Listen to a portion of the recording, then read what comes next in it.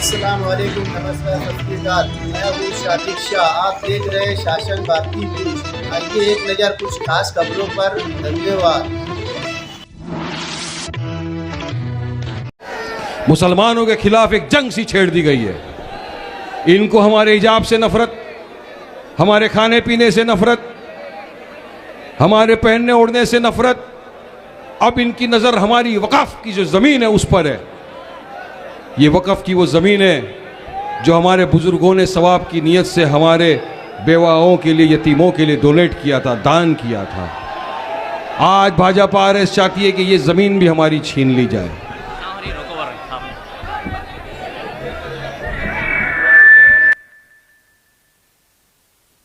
आज वक़्फ़ का मामला चल रहा है।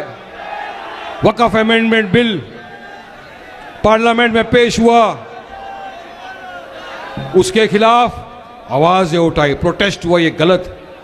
लेकिन सबसे ज़्यादा आवाज़ बेबाकी के साथ किसी ने उठाई और ये बताया कि वक़्फ़ का जो बिल लाई है भाजपा की सरकार, ये एंटी कॉन्स्टिट्यूशन है, ये संविधान के खिलाफ है और ये बीजेपी और RSS की गंदी नीयत, गंदी सोच की एक साजिश है। तो आवाज़ किसी और ने नहीं, मेरे आपके कायद बैरिस्टर असदुद्दीन ओवैसी साहब ने उठाई थी। वक़्फ़ पे आवाज़ उठाने वाला बैरिस्टर असदुद्दीन ओवैसी साहब। मॉब लिंचिंग कहीं हो गई। सबसे पहले अगर मुंबई के तरफ में कहीं भी है तो मुझे फ़ोन आता, वारिस जल्दी चलो वहाँ पे जाओ और उस इंसान के साथ खड़े हो जाओ जिसको मारा गया, उसके परिवार के साथ खड़े हो जाओ। ऐसा है मेरा कायद बैरिस्टर असदुद्दीन ओवैसी साहब, अकबर ओवैसी साहब। गाय के नाम पर बेगुनाह मजलूमों का कत्ल कर दिया जाता है। सब मुंह में दही जमा कर बैठते, मगर आवाज़ उठाती है आपकी तरफ से तो मजलिस इत्तेहादुल मुस्लिमीन उठाती है आवाज़।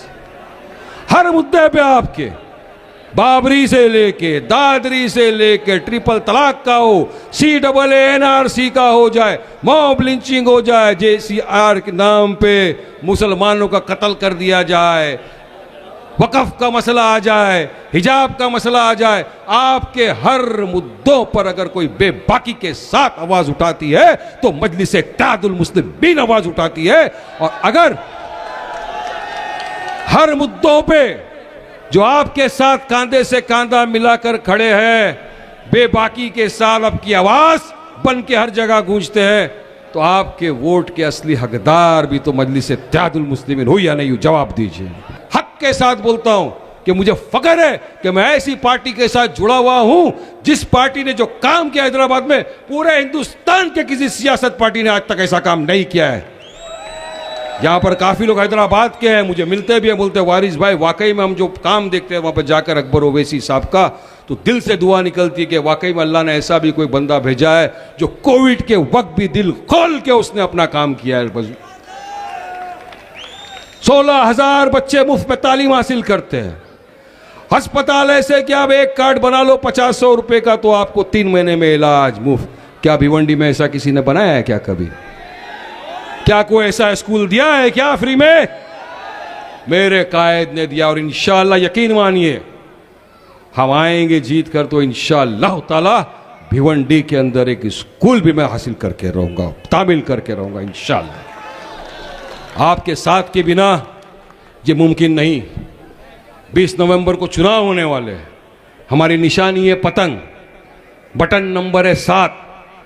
अब की बार अगर आप चूक गए, एक हो जाओ मेरे दोस्तों, मेरे बुजुर्ग अजीज साथियों।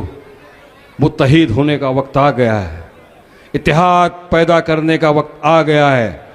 हमारी आपसी रंजिशों का हमको भरपा देना पड़ता है, जिसकी वजह से ये RSS, ये चड्डी कंपनी, ये बीजेपी जाके इक़्तिदार की कुर्सी पर बैठते हैं।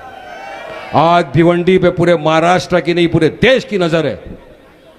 पूरा देश देखना चाहता है। महाराष्ट्र में सबसे ज्यादा आबादी मुसलमानों की अकलियत की है तो मालेगांव में 70%। उसके बाद अगर सबसे ज्यादा मुसलमानों की आबादी है तो भिवंडी के अंदर है, आपकी यहां पर।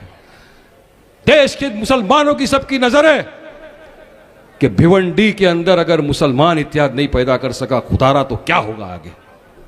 यकीन मानो आपको इत्तेहाद पैदा करना होगा, मुत्तहिदा तौर पे होना होगा, एक होना होगा, वरना यहां का जो मैसेज अगर उल्टा चला गया खुदा ना खास्ता तो मुसलमानों के नाम का क्या होगा, सोचिए आप। वैसे भी आज मुसलमानों के खिलाफ जहर उगला जा रहा है, वो एक रामगिरी। मैं समझता हूं कि यहां जो मुसलमान है, देश में जो मुसलमान है, दुनिया में मुसलमान है, हर चीज बर्दाश्त कर लेगा, मगर अपने हुजूर मोहम्मद मुस्तफ़ा सल्लल्लाहु अलैहि वसल्लम की शान में गुस्ताखी की किसी भी कीमत बर्दाश्त नहीं करेगा, किसी कीमत पर बर्दाश्त नहीं करेगा। उसने गुस्ताखी की, मजलिस इत्तेहादुल मुस्लिमीन ने उसका मुंह तोड़ जवाब दिया, प्रोटेस्ट किया। हमने एक न शिंदे को कहा, चीफ मिनिस्टर को कहा, फडणवीस को कहा कि अगर इस तारीख तक आपने इसको हिरासत में नहीं लिया, रामगिरी को, जिसने हमारे हुजूर की शान में गुस्ताखी की, तो हम उतर कर आएंगे रस्तों के ऊपर, संविधानिक तरीके से हमारा प्रोटेस्ट दिखाएंगे। और यकीन मानिए हम लोग उतरे। जितने मेरे आका के चाहने वाले थे तमाम महाराष्ट्र की सड़कों के ऊपर उतर गए। औरंगाबाद से काफिला निकला, मुंबई तक आया। अल्लाह की रहम देखो, अल्लाह का फजल देखो, अल्लाह का करम देखो कि अगर हम 10 गाड़ी आगे पीछे चलती है, एक गाड़ी ठुक गई, पीछे से दूसरी गाड़ी लाइन से ठुक जाती है, एक मोटरसाइकिल बीच में आ गया, पीछे से लाइन से मोटरसाइकिल ठुक जाता है। मगर यह 1200 से ज्यादा गाड़ियां, 3000 से ज्यादा मोटरसाइकिल एक रास्ते पे निकल पड़े मेरे आका की मोहब्बत में। और यकीन मानो जो कुदरत ने हमारा साथ दिया, ना एक गाड़ी को चोट आई, ना किसी बाइक वाला गिरा, ना किसी बाइक को चोट आई। यह था मौजिजा, यह है मौजिजा। जिसके दिल में हुजूर की मोहब्बत होती है, अल्लाह सुब्हानहू व तआला उसका साथ देता है। शायद इसीलिए आज अल्लाह सुब्हानहू व तआला ने मेरे लिए भिवंडी की सीट चुनी। अल्लाह ने मेरे कायद को कहा कि वारिस पठान को भिवंडी से लड़ाया जाए, और मैंने मेरे कायद से वादा किया है कि अकबर भाई, असद भाई, इंशाअल्लाह ताला आपने मेरे पे भरोसा किया है, वारिस पठान आपके भरोसे को टूटने नहीं देगा। इंशाअल्लाह रात दिन आपके साथ में रहूंगा, कांधे से कांधा मिलाकर आपका काम करूंगा, और इंशाअल्लाह भिवंडी को डेवलपमेंट के विकास के रास्ते पे आगे लेकर जाएंगे हम। इंशाअल्लाह हम एक होकर चलेंगे, मंजिल दूर नहीं। लेकिन अगर हम बिखर गए, हमारा एक भी वोट यहां वहां चला गया, तो यकीन मानिए अब बरसों बरस पछताना पड़ेगा। आने वाले बच्चे सवाल करेंगे कि अम्मा अब्बा, एक पार्टी आई थी मजलिस इत्तेहादुल मुस्लिमीन, बोल रहे थे हमारा साथ दो, अगर हमने साथ दे दिया होता तो हमारा मुस्तकबिल संवर जाता। आप ऐसी गलती नहीं, लेकिन हमने हमेशा से यही गलती की। मुझे गालिब का एक शेर भी याद आ रहा है इस वक्त, जिंदगी भर यही गलती करते रहे गालिब, जिंदगी भर यही गलती करते रहे गालिब, धूलती चेहरे पे आईना साफ करते रहे। हमने हमारे वोटों को यहां वहां दे दिया, जिसकी वजह से आज जो इक्तिदार पर बैठे हैं, इतने बरसों से थे ना आपके साथ, इसी रास्तों से आते हैं ना, तो क्या इनको ऐसी सड़क नहीं दिखे कि हमको बनाना चाहिए? क्या इनको स्कूलें नजर नहीं आई? क्या इनको टॉरेंट पावर नजर नहीं आया? क्या इनको अस्पताल नजर नहीं आया कि हमको भी बनाना चाहिए? नहीं, नहीं बनाएंगे ये, क्योंकि ये चाहते नहीं है कि भिवंडी का विकास हो। ये सिर्फ चाहते हैं अपना काम बनता, भाड़ में जाए भिवंडी की जनता। लेकिन इस वक्त अब अल्लाह सुब्हानहू व तआला ने आपको एक गोल्डन अपॉर्चुनिटी जिसको बोलते हैं, वो मौका दिया है आपको।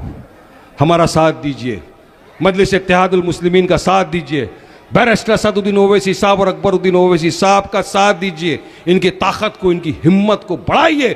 इनकी ताकत बढ़ना हमारी हिम्मत बढ़ना है, इनकी ताकत बढ़ना हमारा भिवंडी का विकास होना है, इनका साथ देना भिवंडी को डेवलपमेंट की राह पर लेकर जाना है, इनका साथ देना हमारे बच्चों के मुस्तकबिल को संवारना है, इनका साथ देना पूरे महाराष्ट्र के, इंडिया के मुसलमानों के लिए एक पैगाम है कि जब भिवंडी का मुसलमान एक हो गया, इत्तेहाद पैदा हुआ, तो कोई ताकत नहीं बची कि इनको रोक सके।